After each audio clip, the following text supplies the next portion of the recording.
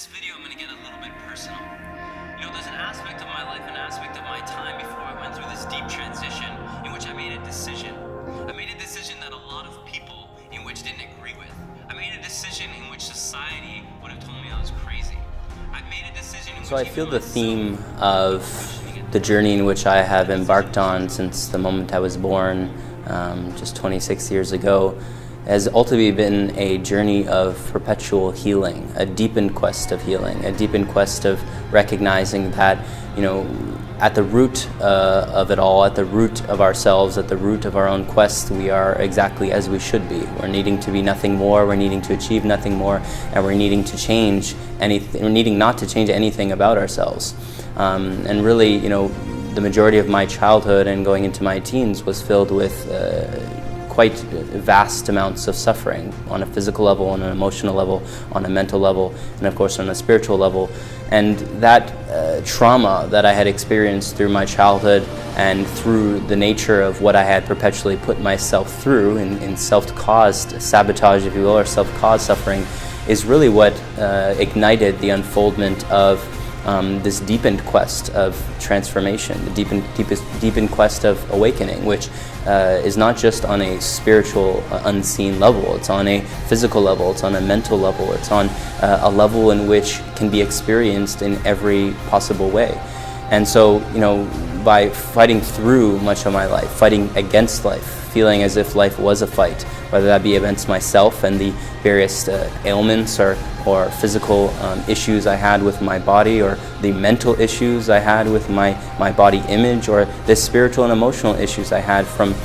emotional blockages in which I had not dealt with, issues on an energetic level in which I looked to just avoid or not have to deal with, and just see the patterns and cycles in which perpetually kept remaining. You know, all of these things in which really was the pinnacle point of the spiritual quest and the deepened space of going within and recognizing that the patterns and cycles in which perpetually kept occurring in my life and causing more and more suffering were things in which I had yet to deal with, things in which I had seen but not wanted to face, things in which I did not want to accept that I had 100% responsibility in needing to care for. And so when it comes to ailments like anxiety and depression, or physical issues like, you know, disc herniations in my back, or not taking care of my brain and head from years and years of fighting and getting, you know, struck in the face and the head and all areas of the nervous system, you know, these areas of neglect in which in our society seems actually quite normal. It seems as if we can neglect these things with no real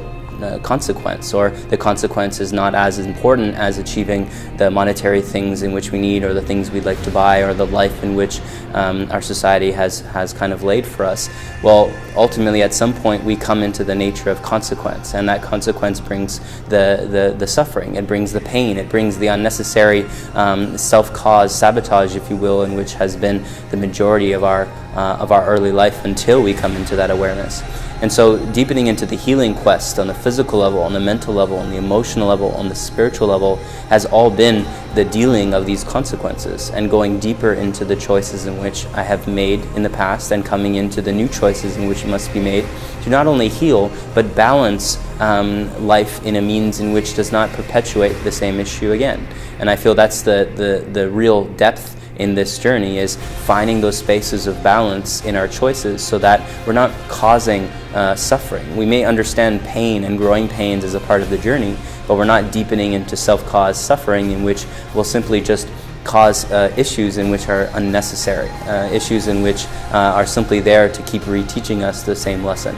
And so as the spiritual quest, as many have seen over the past few years, really unfolded, was an expedited journey of this. There was years of physical training before, there was years of martial arts, there was years of mental recalibration, NLP, hypnosis, and changing of positive affirmations, and all the things in which we've come to know in the personal growth industry. But it was really as I deepened in the spiritual quest, in meditation, in breathwork, in yoga, in deeper energetic healing, that the process really started to unfold at a blistering pace. And all who are ready will ultimately step into that journey, as we're all doing at various levels at the moment. But it's when we really want to put an end to the cycles of suffering that we begin to take that courageous step. So that's part if not all, of the journey which I've had over these past 26 years.